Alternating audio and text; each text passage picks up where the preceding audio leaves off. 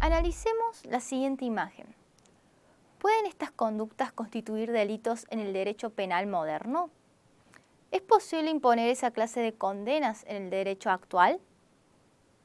Francisco y María Asunción de Nágera fueron dos hermanos que vivieron durante el siglo XV en la comuna de Toledo, lo que hoy es España. Si bien durante el día se mostraban como hábiles y humildes artesanos, su verdadera forma de vida, de acuerdo a las crónicas de la época, se desarrollaba durante las noches, en las oscuras fondas ubicadas en los márgenes de los caminos reales, donde ambos se prostituían. Luego de 3 años de llevar esa doble vida, resultaron descubiertos y fueron denunciados públicamente por un corregidor de la corona. Fueron detenidos, torturados y llevados ante el Tribunal de la Inquisición ubicado en Toledo, donde se los condenó por los delitos de homosexualidad, sodomía y herejía. Este último de mayor gravedad en cuanto confesaron los hechos, pero defendieron su moralidad negando su valor pecaminoso. Luego de un proceso sumarísimo, se los condenó a mutilaciones, excomunión, confiscación de todos sus bienes y destierro. En el caso propuesto, se advierte un modelo represivo de fuerte contenido ético-religioso que rigió durante un determinado periodo de tiempo y que luce inverosímil a nuestros ojos actuales. Podemos advertir allí que si bien es cierto que en la época no existía un Estado tal como lo conocemos hoy, ni un poder judicial centralizado e independiente, sí había un poder coercitivo que buscaba una uniformidad moral y castigaba cualquier desviación, por más que éste solo se configurase en el ámbito privado o del propio pensamiento de las personas. El caso da cuenta de la criminalización de la prostitución, la homosexualidad, la inmoralidad y también la falta de arrepentimiento ético. Todo lo cual, por supuesto, no constituye delitos en épocas actuales y no podría serlo, en tanto se afectaría a principios básicos modernos como el de reserva penal, lesividad, legalidad. Por otro lado, y advirtiendo las gravísimas sanciones que se aplicaron, tanto durante el proceso inquisitorial como en las condenas, tampoco puede dejarse de destacar que hoy todas ellas, desde los castigos crueles, inhumanos o degradantes, hasta la confiscación general de bienes, destierro, tormentos, quedan excluidos del catálogo de penas admisibles. Asimismo, se encuentran prohibidos por nuestra Constitución, dado que sancionan un principio rector de humanidad. El derecho penal del acto ve el delito como una conducta socialmente dañosa porque lesiona o pone en peligro bienes jurídicamente protegidos, mientras que el derecho penal de autor ve el delito como una expresión de un sentimiento jurídico depravado o como una forma de ser del autor. En el derecho penal del acto, la culpabilidad se sustenta en la libertad de elección. Es característica de un Estado liberal donde se procura la seguridad jurídica. En tanto que el derecho penal del autor, la culpabilidad se centra en la peligrosidad. Es propia de los estados autoritarios, donde se procura una uniformidad.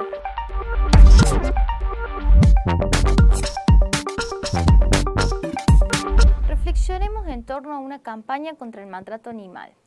Veremos que existen distintas miradas científicas sobre una misma problemática. El día 4 de abril del 2019, la policía de la provincia de Buenos Aires aprendió al señor Alejandro Reina, mayor de edad, con motivo de sorprenderlo en flagrancia cuando golpeaba de manera muy violenta a un perro en plena vía pública y a la luz del día. Por ello, Reina fue imputado por maltrato animal de acuerdo a la ley Sarmiento y enviado a prisión. Al cabo de unos días, el acusado recuperó su libertad y en juicio abreviado se le impuso una pena de ejecución condicional de 1 mes de prisión. El hecho y la sentencia tuvieron rápida difusión pública y la situación generó una ola de indignación colectiva. Muchas personas mostraron disgusto por la pena tan leve. Algunos especialistas opinaron que la sentencia era correcta en tanto cumplía con las exigencias del tipo penal. La pena impuesta se encuentra dentro de los parámetros fijados, 15 días a 1 año por la ley. Otros estudiosos señalaron que se trataba de una condena injusta y que debía reformarse la legislación penal relativa a los actos de maltrato y crueles contra los animales. A partir de la intervención de diferentes especialistas, o mejor dicho, de la intervención de diferentes disciplinas, podemos darnos cuenta de que el hecho criminal no es un fenómeno exclusivo del derecho penal. Hay muchas otras áreas del saber que desde distintos puntos de vista hacen del delito su objeto de estudio. Así tenemos a la dogmática penal, a la política criminal, a la criminología, a la criminalística. Todos tienen en común el estudio de fenómenos sociales desviados que técnicamente conocemos en derecho como delitos. Estas disciplinas se enriquecen mutuamente. Sus avances, conclusiones o interrogantes planteados pueden ser de suma utilidad para los restantes saberes. Asimismo, existe otro grupo de conocimientos y técnicas que suelen llamarse auxiliares respecto al estudio de un fenómeno criminal determinado y que contribuyen a su esclarecimiento. Entre ellas tenemos la medicina legal, medicina forense, química legal, balística y accidentología.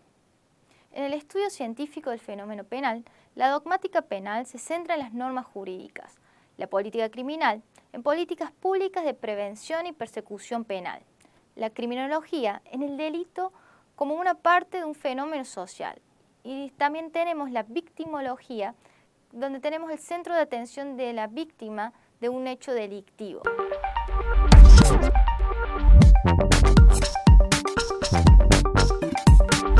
Carolina Loza, de 43 años de edad, resultó imputada por el delito de hurto, luego de ser sorprendida al momento de sustraer un fósforo.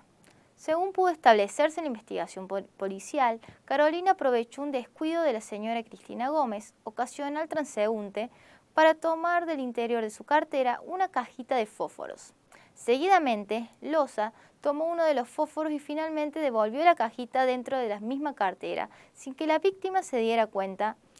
Inmediatamente y sin percatarse de que estaba siendo observada, Carolina raspó el fósforo un par de veces contra una pared cercana hasta que logró encenderlo, para luego encender un cigarrillo que previamente había colocado en su boca. Por último, pretendió alejarse del lugar, lo que no pudo hacer debido a la oportuna intervención del personal policial antes mencionado. El artículo 162 del Código Penal establece que será reprimido con prisión de 1 mes a 2 años el que se apodera ilegítimamente de una cosa mueble, total o parcialmente ajena.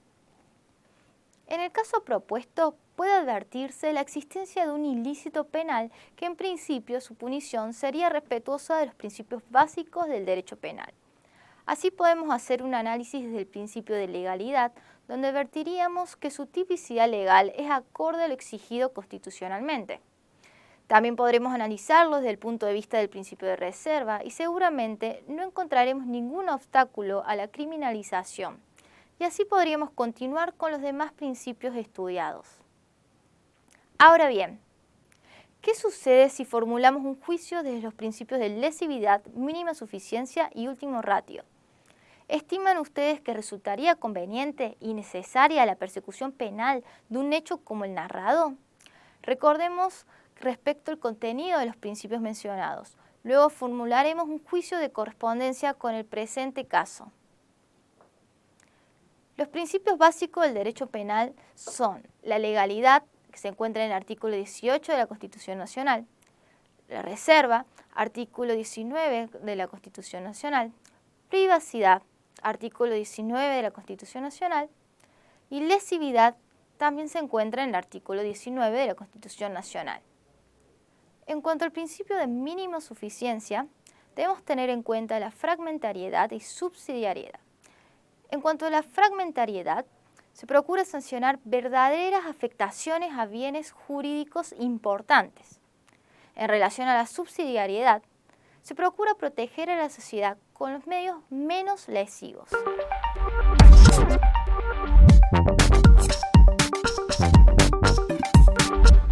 En este bloque debemos tener en cuenta que el Congreso de la Nación sancionó el día 30 de enero del 2021 la Ley 27.610 que reformó el Código Penal.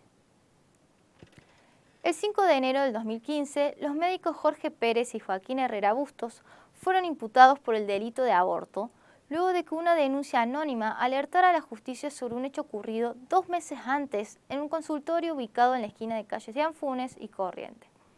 De acuerdo al hecho intimado, Ambos habrían abusado de su ciencia al interrumpir un embarazo de pocas semanas con el consentimiento de la mujer gestante, quien acudió a ellos pidiendo tal intervención y resultado. La causa quedó radicada en la Fiscalía del Cuarto Turno y quedó a la espera de una resolución definitiva luego de que se incorporara toda la prueba pertinente y se recibiera declaración defensiva de los médicos, quienes negaron el hecho y se abstuvieron de continuar declarando. En el caso planteado se da cuenta de un hecho ocurrido en un determinado momento, el cual fue calificado legalmente de acuerdo a la ley penal vigente de entonces como aborto. Ahora bien, ¿qué sucede si con posterioridad al hecho y de la imputación o incluso de una condena firme se modifica la regulación penal de ese tipo delictivo en particular? ¿Qué ley debería aplicarse? ¿La vigente al momento del hecho o la ley posterior? Como es habitual en el derecho, tenemos que establecer una regla general y luego las excepciones. De esta manera, si nos ubicamos en la validez temporal de la ley penal, tendremos un principio general y dos excepciones. El principio general marca que las leyes penales rigen para el futuro, es decir, que no podrían en principio aplicarse a supuestos de hechos anteriores a la puesta en vigencia. A este justamente debemos relacionarlos con los principios de legalidad y reserva penal visto en este mismo módulo.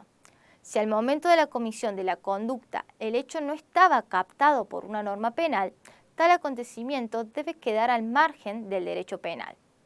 Pero, ¿qué sucede si el hecho, como en el caso, ya estaba contenido en una norma penal y luego por una reforma deja de estarlo o pasa a ser objeto de una punición menor? Aquí tenemos que recurrir a las excepciones al principio general. Las excepciones son la retroactividad y la ultraactividad.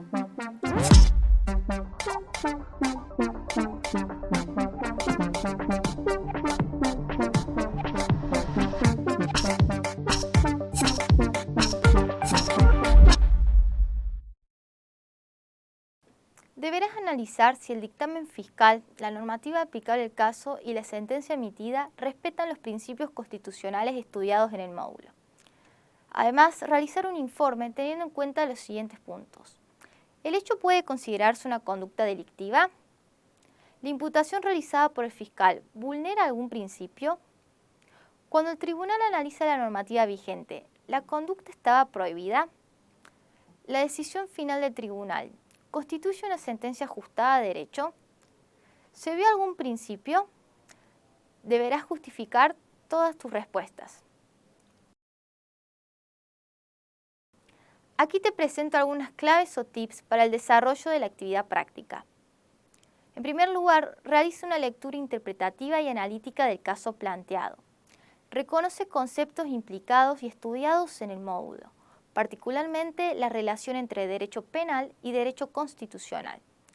Debes hacer foco en los principios que informan nuestra disciplina. Revisa las lecturas y la bibliografía sugerida del módulo. El caso nos plantea varias cuestiones de orden constitucional. Analicemos una de ellas de suma importancia. Mantener relaciones sexuales consentidas entre personas mayores, sin importar el vínculo existente entre ellas, no puede considerarse una conducta delictiva. Razonar de ese modo viola el principio de privacidad previsto por el artículo 19 de la Constitución Nacional.